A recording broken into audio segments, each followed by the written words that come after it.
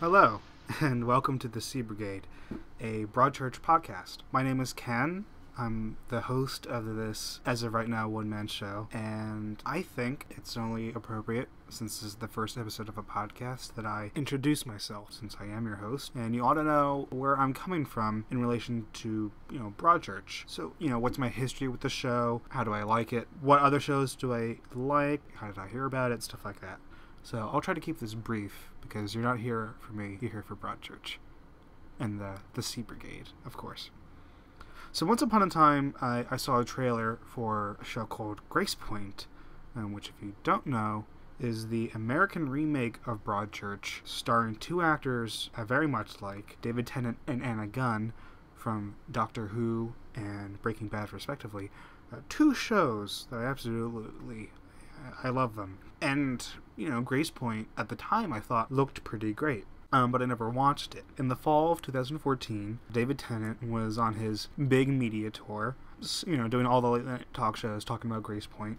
And on one of them, he mentioned that Grace Point was a remake of Broadchurch. And from that moment on, when I knew that there was a British version of the show, and that David Tennant was also in this version, I just had a gut feeling that it would be better. So, I assumed it was much better, but it still took some time for me to sit down and watch Broadchurch, but when I did, it happened very quickly. I sat down on Netflix and watched the whole thing in 4 days in December of 2014. So yes, I'm here hosting a Broadchurch podcast, having watched the entire series less than a month ago for the first time. So, what can I say? Obviously, the show captured me, and it has all the detective stuff that I really like. It has, your investigative work from True Detective and Fargo, the small-town mystery of Twin Peaks, and, of course, the absolute joy that is David Tennant. I imagine in all due time, you'll learn more about me, the types of shows I like, and how I feel about Series 1 of Broadchurch. But without further ado, let's start talking about Broadchurch Series 2. I have a bunch of notes to help me guide through this, so I'm not just babbling into the microphone. So we're starting with what has to be Sandbrook. The episode starts with a shot of flowers and young girls in a forest and a lot of rain, and it doesn't really feel like anything we've ever seen in a Broadchurch before. And when it cuts to Hardy, it's like, what else could this be? This is a Sandbrook flashback, without a doubt. And we see that he's got a cool new seaside home in Broadchurch, and it's perfectly sized for one sad, struggling detective. Something I didn't notice the first time I watched is that when Hardy goes inside his new home, he's got a slip from the doctor, and it just says RE in response to your procedure. So obviously Hardy's either had some kind of medical procedure, or a doctor is suggesting that he get a medical procedure. He's taking pills, and it's a very bleak beginning to Series 2 of Broadchurch. And that's when he gets a call from Oliver, who I'm not a huge fan of. So Hardy, obviously, some scheduled interview between Oliver and Maggie for whatever the name of their paper was. But it's some interview, and he's kind of putting Oliver in his place, just time and time again, and I absolutely love that. Did I mention I'm not a fan of Oliver? Because I'm not a fan of Oliver. And that's going to come up a lot in these notes. So during the middle of his interview, he keeps getting mystery texts from a woman named Claire, who at this point, I'm like, is that Hardy's wife? Maybe his estranged daughter? Because I'm thinking, who else could it be? So the reporters are kind of jerks. I kind of think Maggie and Oliver are kind of both being assholes, or arseholes. Arseholes? In the background of the interview shot, Maggie points out that the cliffs of Broadchurch, the iconic cliffs of Broadchurch, are falling apart. She says, there's a cliff fall. They're happening more frequently nowadays. That cliff fall's recent. They're getting more frequent. Things fall apart. And Hardy just says, things fall apart. And I feel like we're going to look back at this line, and it's just, it will just have foreshadowed so much about what's happening. Because there's so many things that are falling apart in this episode. Trial, Sandbrook, just relationships in Broadchurch in general. I think that line, things fall apart, is going to mean a lot to Series 2. So we find out that Tom is not living with Ellie anymore, just between the conversations between Hardy and Oliver, and that's particularly sad. I didn't see that coming from the end of Series 1. I didn't kind of get the idea that Tom was going to separate from Ellie like that. Speaking of Ellie, when we see her for the first time this series, she's kind of turned to a non-trusting hard-ass cop, and her partner gives her a hard time about not giving people chances, and I can only see this as helping her this series. She is a cop who, while she's obviously not enjoying this having to be tough thing, I think she's going to benefit from learning from her mistakes. In Series 1, she was critical of Hardy for asking tough questions to everyone, and I think she's going to learn not to doubt herself, just to ask everyone, not to trust. So yeah, she's not having a good time, but I think she's probably changing for the better this series. We see that Paul is talking to Joe Miller. Yeah, Paul the priest talking to Joe Miller, who is now fully gross and evil looking, to me at least. The actor playing Joe never really seemed like gross and suspicious until he was revealed, to be who he was at the end of Series 1.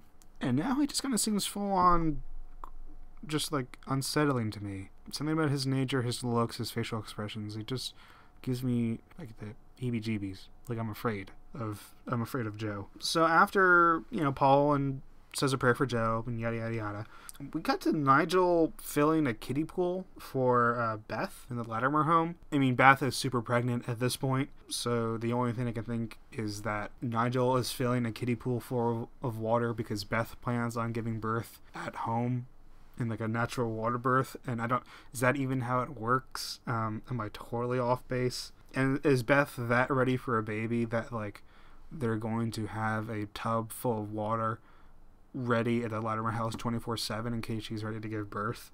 So we cut next to the Wessex Crown Court. I don't know if that's a real courthouse. We cut to the courthouse and everyone expects Joe to plead guilty. We see some shots of judges in Britain, and I think that's, well, as an American, I really like that the judges, and I guess you don't call them lawyers, I guess they're called barristers, everyone's wearing white wigs. For some reason I love that. That's kind of amazing, the white wigs.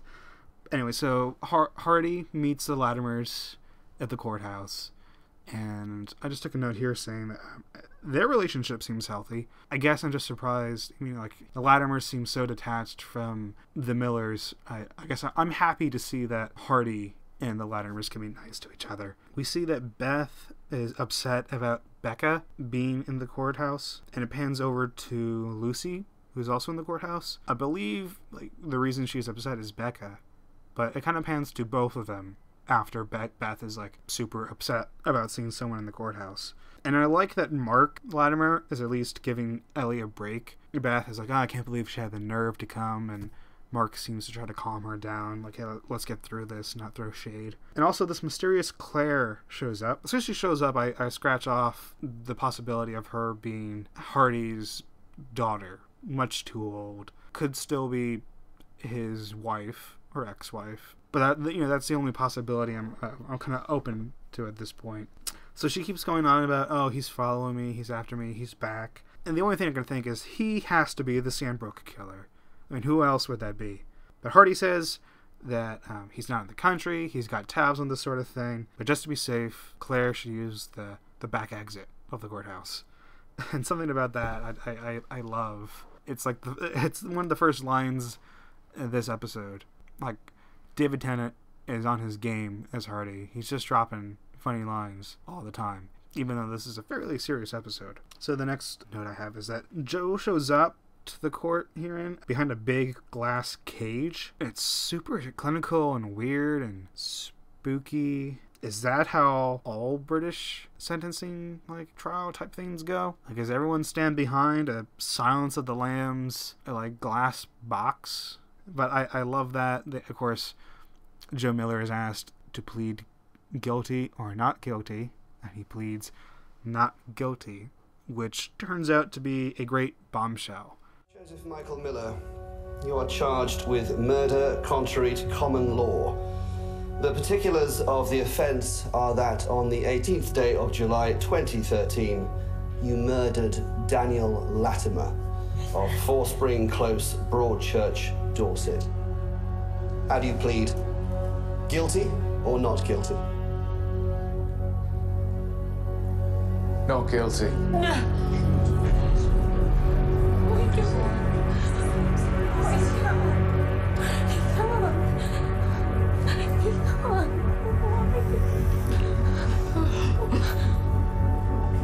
Your Honour, sorry, can I just ask for the indictment to be put again? Joe! You know what happened? Sit down. I said sit down. Like, you really feel the impact that pleading not guilty has on everyone in that courtroom. I have to stop and say that it's honestly a pretty impressive feat when, in a drama like this, someone is asked to plead guilty or not guilty. And I don't think, for drama's sake, not guilty is the obvious one to go with. And to make that still really interesting is, I think, quite a feat. I mean, they really do a great job. The atmosphere is fantastic. We keep panning to our little Broadchurch cast, and no one can believe how outrageous this is. Mark Latimer has a great outburst, and I think it's done really well. For something that you probably could have seen coming, it's done really well and still feels really surprising, because you can see how surprising and devastating it is to all the characters, especially Ellie and the Latimers. And we even see Oliver crying. I've said over and over again, I'm not a fan of Oliver. And I know that, Danny Latimer is, his cousin.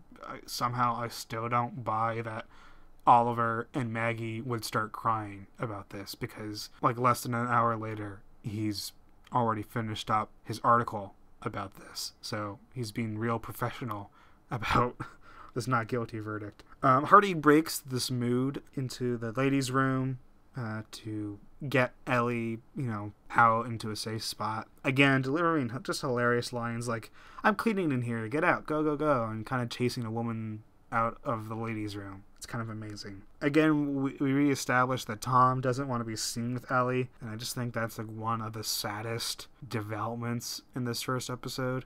There's something really bumming me out about the idea that, of all things Ellie maybe could have depended on, it's her kids. After how devastating, finding out that her husband's a murderer, she could have depended on her kids, and she doesn't have Tom. And Alec asks, do you want a hug? People do that. It's great.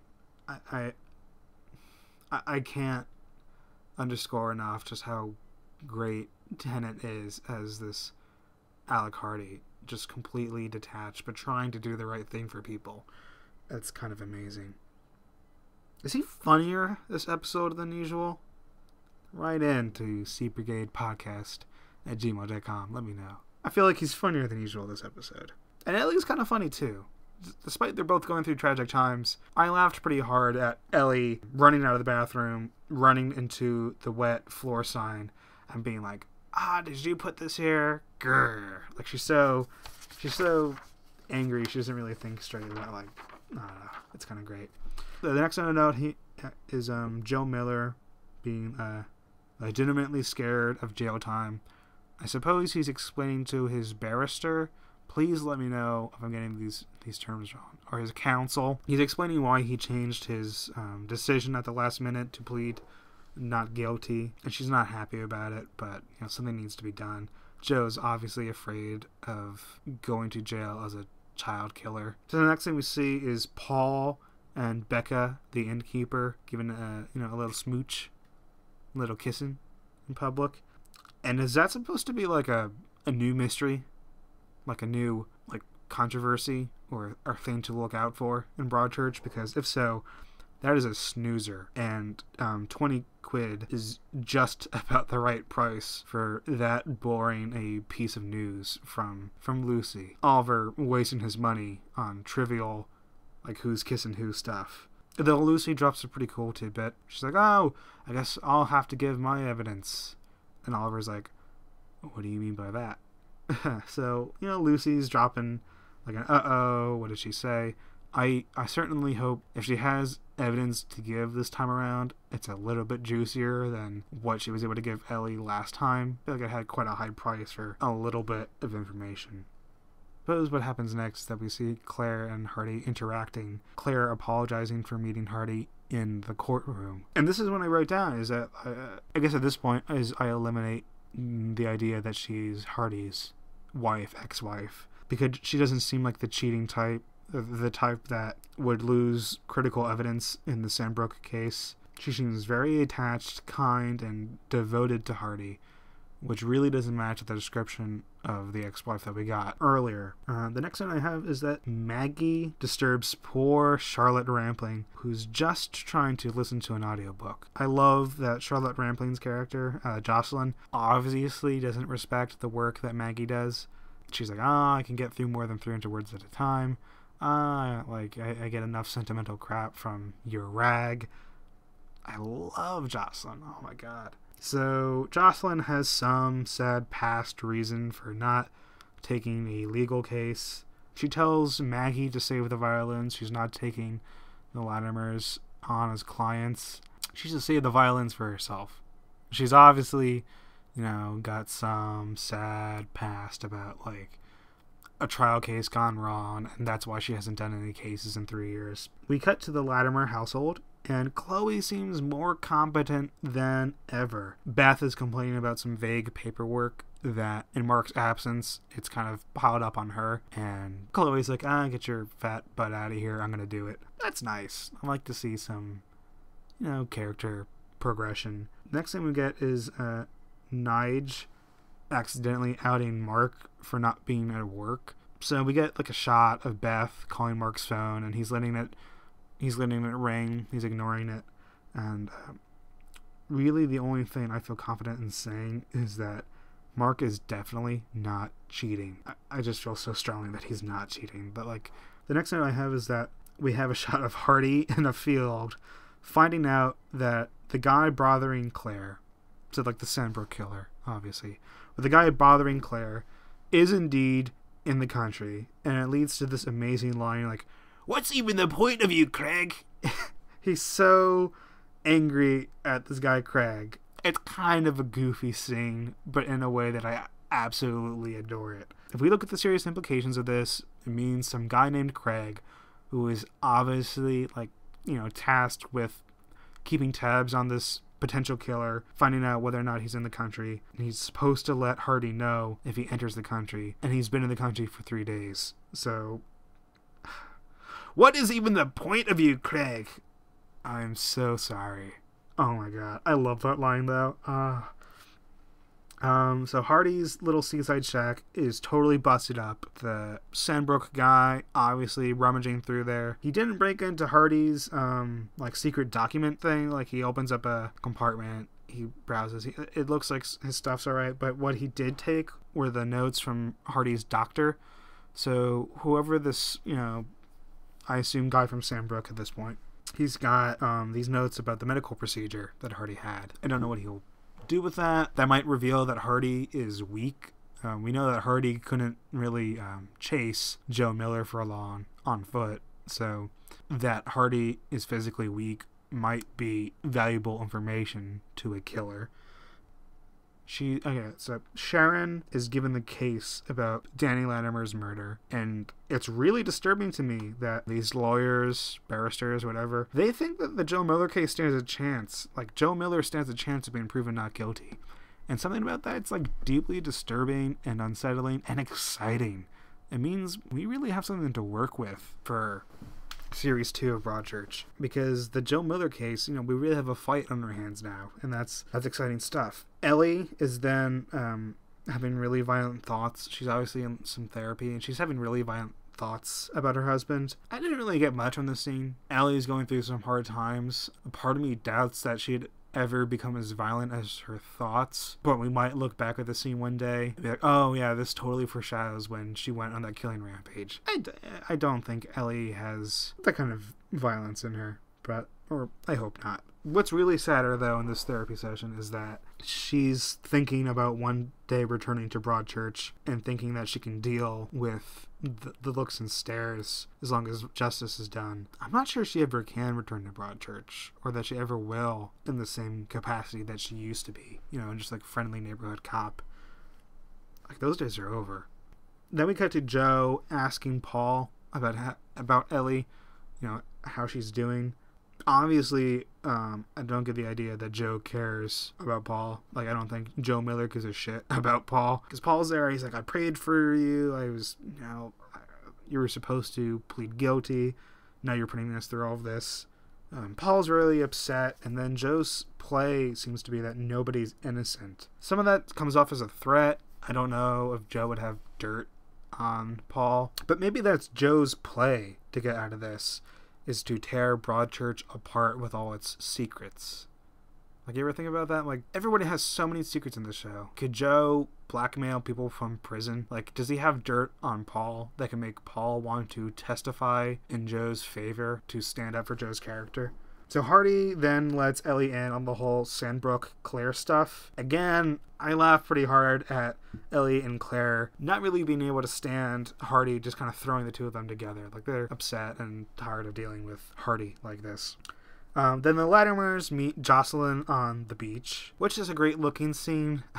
It's the amount of people meeting on the beach is starting to feel a little bit like, oh my god. Though if I lived in Broadchurch, I'd be at that beach all the time. Anyways, the Latimers meet Jocelyn on the beach, and Mark and Beth make very different pleas as to why Jocelyn should take their case. Mark is arguing for the sake of Broadchurch, like this town needs the peace of seeing Joe Miller get justice. And Beth is very much out for herself and the baby. She needs someone to suffer, and she needs Joe Miller to go to jail so that she feels like she can raise his baby. Jocelyn gets very visibly upset and is like, leave me alone. She backs out of there. I love Charlotte Rampling. She's doing a great job in that role. So we cut back to Hardy's like secret hideout, and he's revealing to Ellie that he's kept a Sandbrook witness, an unofficial witness protection, and that's who Claire is. And that's a pretty, for me at least, that's a pretty significant bomb for series 2 to have to handle. Like, on top of this Joe Miller like trial, we have all the Sandbrook stuff too. And definitely after series 1, Sandbrook was teased so much that we definitely wanted something out of Sandbrook. I hope the show balances Sandbrook and the trial well.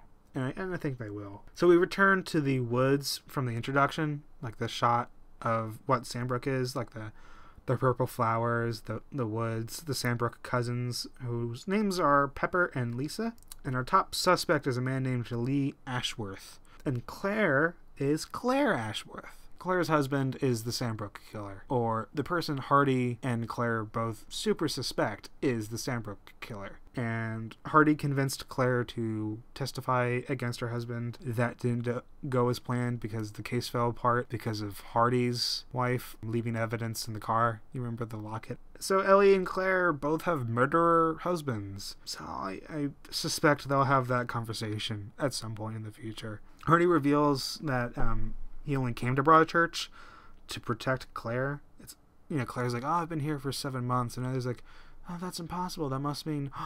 I'm like, Hardy's like, yeah, I came to Broadchurch to protect Claire. Though that doesn't seem like 100% solid, because we remember from series 1, he obviously had some childhood history there. It couldn't have been the only town with an opening. But in any case, I kind of like that idea. It further separates Hardy and Ellie. Like, Ellie's brings up again that Hardy kind of stole her promotion, and it makes it even angrier to think that he didn't even really want to come to Broadchurch for any other reason than to, his own case. Anyway, yeah, I like these developments. I like Claire. She calls Ellie's other son or daughter, like, a puppy.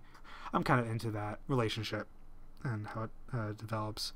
Anyways, Sharon, the barrister, tells Joe Miller to shut up. Obviously, her biggest thing in taking Joe Miller on as a client is that she has to undo his confession and all the evidence that Hardy and Miller have stacked against Joe. And it's going to be difficult. I can help but think, so Joe is saying, I can't go to jail not as a child killer. I can't help but think that perhaps what Sharon is going to be looking at is not perhaps proving him completely innocent, but maybe changing the charges of some sort. So that, like, some lesser charge. I mean, I don't know how the British system works, but I mean, if it could be completely classified as an accident, not as murder, I mean, I don't know. This whole trial of Joe Miller is definitely the most engaging thing that Series 2 has going for it so far. Then we find out that Mark's been this whole time. Mark's been playing FIFA with Tom Miller. which is like deeply unsettling because it's like, what's he getting at? Is he replacing Danny? Like, he says something that like, oh, just like Danny used to do, but it's really weird. Right, yeah, so what happens is the Latimers are watching TV and they're finding out who Joe Miller's like representatives are, like his barristers. And then like Jocelyn's at her home watching TV and she sees that Sharon's the one taking the case and she's like, oh no, that's unfair. So they haven't met yet, but this incites Jocelyn to take a case. You can kind of see it in her eyes. The two have some history. Back to Mark and Tom playing FIFA. I'm sorry I'm jumping around a little bit, but like, how much older did Tom get? I guess like he looks way older than he used to. And it's something I didn't think about the first time I was watching, but Mark and Tom are hanging out in the old gross Trailer Woman's trailer. Like, that must, I don't know why I think this, but I just feel like it must smell bad. Like, she didn't look like a good smelling person, and she had a dog, so it's just ugh. Also, didn't Tom Miller know or hear that Mark like hit Danny like even once or twice? Like, so like, I don't know, it just seems to me like Tom's got not the greatest judgment to be so quick to like hang out with Mark and meet up and play FIFA in this trailer that no one else knows he has access. Tom is asking for bad news. Oh my gosh. Ellie goes rummaging through like the secret Hardy Claire base and finds out that Claire's from Southampton, which is cool because I got some friends in Southampton. Shout out to y'all. Sharon and Jocelyn, Marianne, Jean-Baptiste, and Charlotte Rampling. Alright, so that's Sharon and Jocelyn. They have their encounter on the Broadchurch beach, which is, I think, maybe my favorite scene in all of Series 2, Episode 1. Because it's just like two armies meeting right before a battle. Because you know it's going to start right now. It's their first confrontation. It's really exciting. The two intimidate each other. Like, Jocelyn tries to use like the I don't want to outsmart my pupil, but obviously they're intimidating each other. Like, they're both a little bit nervous about each other. They have some kind of nasty history between each other. And I really get the idea that Jocelyn like wouldn't defend a friend or family member of Sharon's. Jocelyn tells Sharon she's taking the case. Sharon goes, oh, you're going to do it for them, but you wouldn't do it for her. And then she stops. And earlier in the episode, we know that Sharon has some kind of bad reputation that she thinks taking the Danny Latimer case, it will repair her image somehow. So after their confrontation, there's kind of a storm brewing at Broadchurch. We see the cliff, much darker than usual. It looks like it's about to rain. It's an image of Broadchurch that I don't think we see very often, like rain, gloom, stuff like that. Jocelyn storms into the Latimer house. She's taken the case, but she's got really bad news, and she's trying to prepare the Latimers. She says truth and justice are two very different things. You know, she corrects them. She corrects the Latimers that it's not truth they're after, it's justice. To me, what it sounds like is that Jocelyn's not interested in the truth. She's interested in what it takes to put Joe Miller in jail. And if that means skirting around the truth or knowing fewer truths, like not letting the truth get out there, because if the truth is anything other than Joe Miller killed Danny, if the truth in any way helps Joe Miller, it sounds like Jocelyn is not interested in the truth. And she warns the Latimers that Sharon is going to play dirty and she's going to play very fast. While Jocelyn's at the house giving them the bad news, Danny's already being exhumed from the graveyard, which is just, it's a really it's just an awful moment. And Hardy and Paul and Ellie, they're all upset about it. But then when the Latimers get on the scene, like, it's intense. I couldn't help but notice Mark's super angry and he starts shouting, but he kind of fires his anger past Ellie, more towards the investigators, like the people who are digging him up, who are responsible for this. And Beth fires her anger directly at Ellie. So I really see this has to keep continuing, I think, for the Latimers. And I would hope eventually evolve by the end of the series, like Beth learns to get along with Ellie, but Beth is super ticked at Ellie. And we get a shot of Sharon.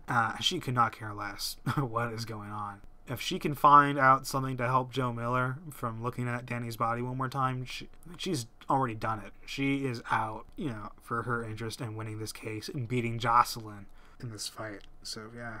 So the last shot we get, and I love Broadchurch, but this is the type of stuff that makes it feel like more Twin Peaksy, more like, oh really? Like that's also happened? Danny Latimer, exhumed. We have Sharon and Jocelyn kind of like going at each other. And then Hardy and Ellie see a distant figure up on like a hill. And it's Lee Ashworth, the lead suspect in the Sandbrook trial. He's looking down, and it's just like, dun dun dun. And I love it, because it's like, oh, like, Sandbrook and Broadchurch cases, they're not just separate things. They're very much somehow going to intertwine. Hardy's going to have to deal with both of these things at once. Ellie's going to have to deal with both of these things at once. I get the idea that Lee Ashworth would probably use this chaos he's just witnessed to his own advantage somehow.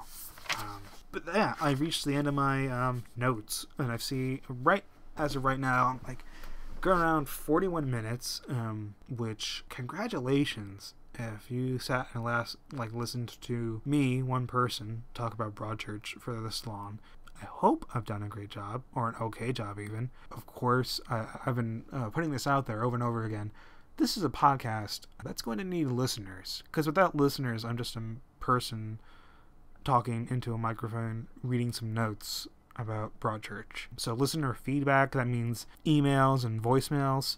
Those are things that are going to really help build this into a denser, richer podcast. So if you send your emails, there's no way I'm not going to read your email. Like, I'm definitely reading emails on this thing. As of right now, like, everything that gets sent in is going to be read. Like, I'm going to value the heck out of your input if you send it in.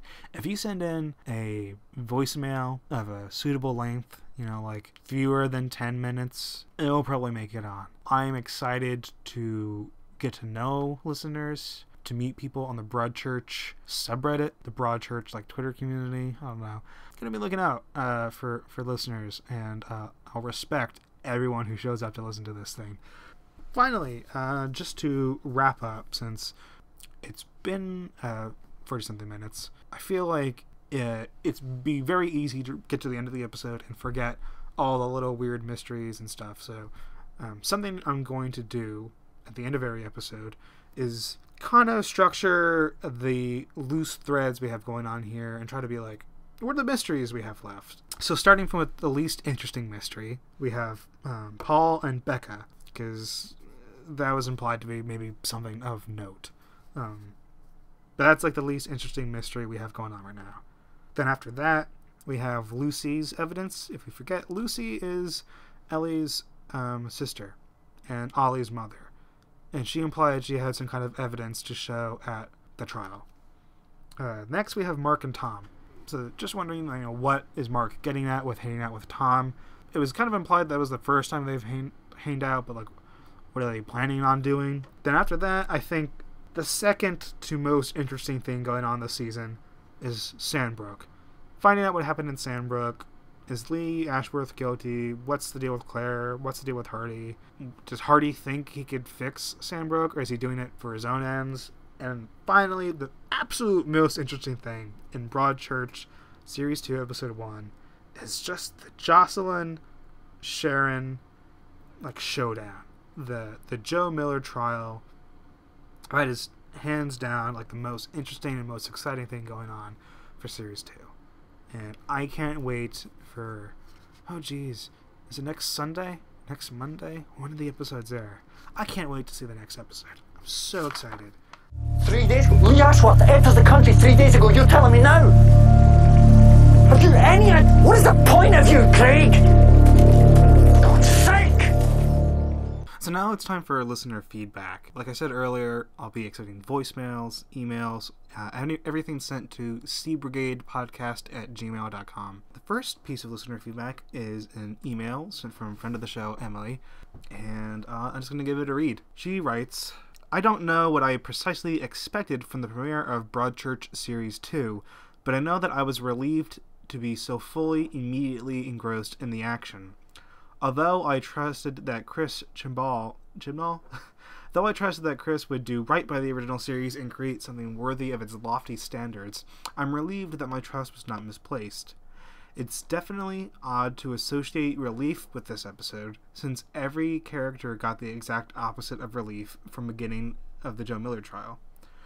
But as a viewer thinking back on the first episode, it felt great for my pulse to pound, my blood pressure to rise a bit, to have characters whose happiness and well-being I care so deeply about. Knowing how much I care about Ellie, and how much I want the Latimer family to find some semblance of peace in their lives, I think it's clear that this season will try not only Joe Miller and the entire town of Broadchurch, but the fortitude of the viewer as well. Series 1 ended not happily, but with at least the idea that the Latimers might be okay. Series 2 picks up by telling us that Ellie is miserable, and Tom refuses to live with her, and Alec is plagued by his illness. Mark hasn't realized that Mark hasn't realized that his disappearing for a long period of time looks extremely suspicious in light of his affair last season. And come on, man, do you not realize how badly FIFA time with Tom could go? And the entire Latimer family now must deal with Danny's body being exhumed, among other stresses of a full trial. And, oh yeah, the whole Joe Miller not guilty plea. So to quote the 10th Doctor, no, many things about this are not good. I absolutely love this episode, and I trust that the brilliant script and acting will keep the show from wallowing in its own misery, but I do hope to get some sign of light next week, however small it may be. Stray observations / predictions. So it was basically set up for us to all believe that Claire was Alec's ex-wife, yes? Do you think his ex-wife / daughter will show up in the show at some point? I believe his daughter showed up in Grace Point, but the less said about Grace Point, the better. So, Emily, do I think that ex-wife or daughter will show up this season? I feel like we have a lot to chew already. So I don't think we'll see the daughter, but maybe we'll see the ex-wife if Sandbrook needs to be wrapped up this series. Speaking of Claire, it's total gimme that we're going to learn some significant things about her this season, yeah? As for those things are, a totally blind and completely low-stakes prediction, maybe she was an accomplice to the Sandbrook murders. Okay, so the idea being that Claire is a accomplice in the Sandbrook murders. I certainly, just thinking about the final shot of the Ashworths next to the missing girls in Sandbrook, something about the way Lee Ashworth is just sitting there smoking a cigarette. I feel like there's definitely something to Lee Ashworth. Like, I think it would be kind of ridiculous for the show to finally just start introducing like comic book bad guy villains. Like, there's something about Lee Ashworth that just, to me, says like he isn't. I mean, like, if he is the Sandbrook killer or kidnapper, then there's something else to it. So back to your notes, Emily.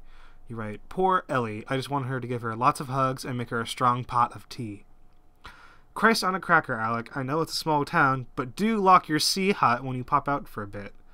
You do get points for opening the season wearing your glasses, though, and for actually living in a bright blue sea hut. Probably a petty question, but I'll ask it anyway. Do you think Beth is having a boy or a girl? I think it'll probably be better for the family to have a girl, but for the drama factor, she'll probably have a boy. I kind of hope that Chimbal gives him a break for once and gives him a girl, though. I mean, it's what is Beth having? A child, for sure. I feel like, for drama's sake, they'll get a girl. Or, sorry, they'll get a boy. Like, that will definitely hurt the Latimers more. And, I mean, I don't know. They should get over it. Like, that's the risk they took when they knew they were keeping a baby. Like, they weren't going to keep the baby on the condition that it was a girl. So, alright, back to your notes. And, of course, the question of the week. What exactly does Joe mean that nobody's innocent, Paul? Everyone's hiding things. Did he not see Series 1? How many more secrets can possibly be revealed? I know this came out snarky, but I'm serious. What more could possibly be hidden? You know what I'm wondering, mystery-wise, is where did the Latimer grandmother go? Do you remember? There was like a grandma who lived in the Latimer house, and I checked on IMDb, and she appeared in like 7 out of 10 episodes. And I feel like if she was missing from 3 episodes from series 1, they were probably the last 3, because I feel like Grandma Latimer was in the beginning of the show and like never did anything. So there's a mystery. What happened to Grandma Latimer? All feedback, emails, voicemails go to cbrigadepodcast@gmail.com. First of all, I have to thank Kevin MacLeod for Beach Party, which is the fun little beachy theme that goes in the beginning of the podcast, because I think we need something to cheer ourselves up sometimes. I have to thank Olafur Arnolds for So Close. It's the theme that you heard at the end credits of Series 1 of Broadchurch. So yeah, thank you for listening to Sea Brigade, and hopefully I'll see you next week.